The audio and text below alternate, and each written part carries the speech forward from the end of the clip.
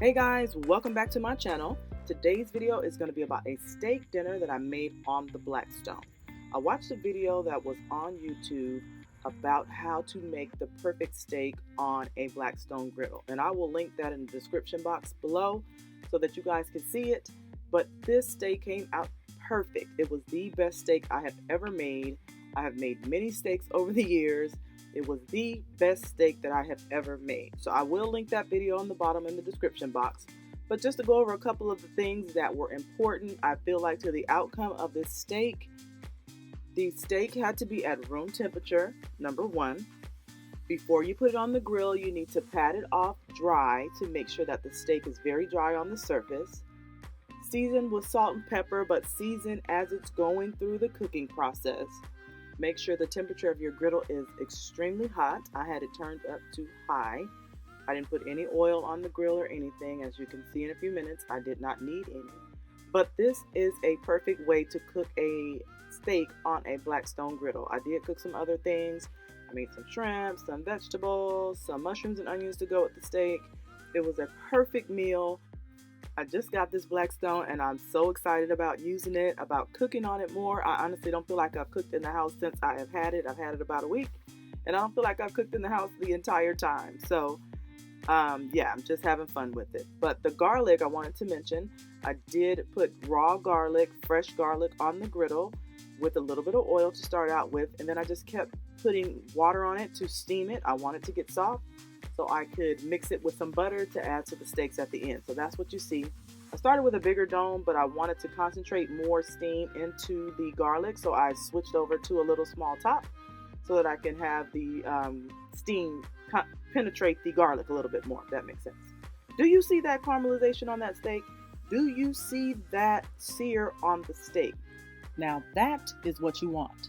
That crust on the bottom of that steak is going to make the flavor of this steak phenomenal.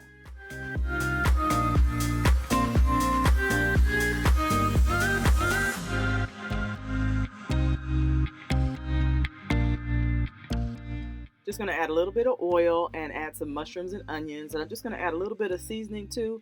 Mushrooms and onions to me go perfectly with a steak. I do it just about every time I make steaks. I make mushrooms and onions to go with it because that's just what I love. Garlic, onions, mushrooms, I love them all, and they're all staples in my house.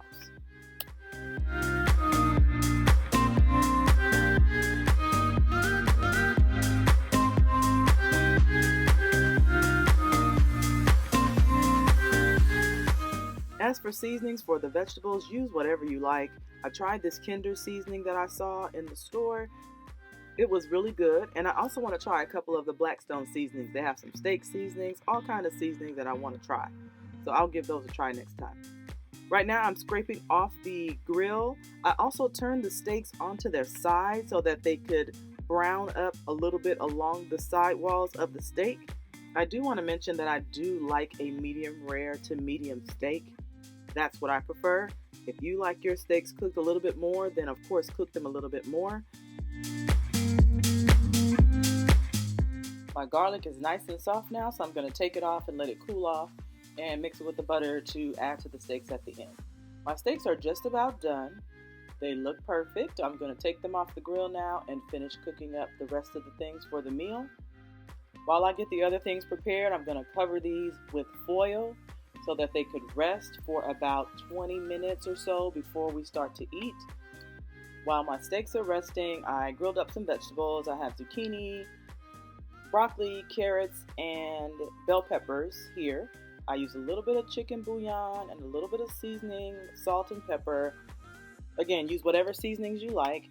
I started them off with a little bit of oil, and then I put water on them and domed them until they got as tender as I liked. I really don't like overcooked vegetables, so I didn't cook them too long. My mushrooms and onions are done, so I went ahead and took those off. Don't they look beautiful? They look delicious. I went ahead and took those off, and I'm going to continue to saute the vegetables. They're just about done at this point. The vegetables cook really quickly because, again, I don't really like overcooked vegetables, so it kind of just went really fast. Once the vegetables were done, I removed them and started cooking the shrimp. The shrimp cooked super fast, so I wanted to have full attention on them. to stir fry them up really quickly and get them off of the grill really fast. Again, I add some seasoning to the shrimp once I put it on the grill, just a little bit of oil. Spread them out in a single layer, kind of cook them really quickly on medium-high heat, and just flip them over until they were done.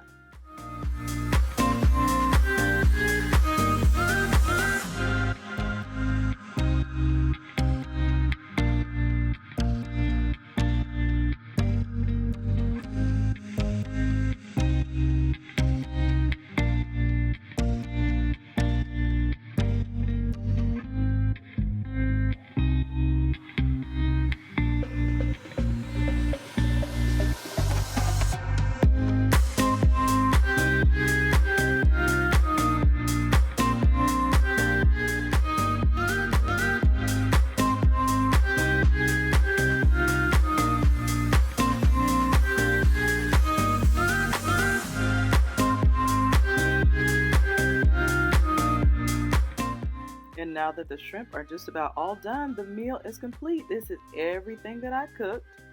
Everything was delicious. I highly recommend this method for the steaks. I added the garlic butter to the steaks at the end. I made some baked potatoes in the oven. Perfect meal. Perfect, perfect, perfect. So I hope you all enjoyed this video. The steak came out a perfect medium rare to medium, just how I like it. I will talk to you on the next video. Bye for now.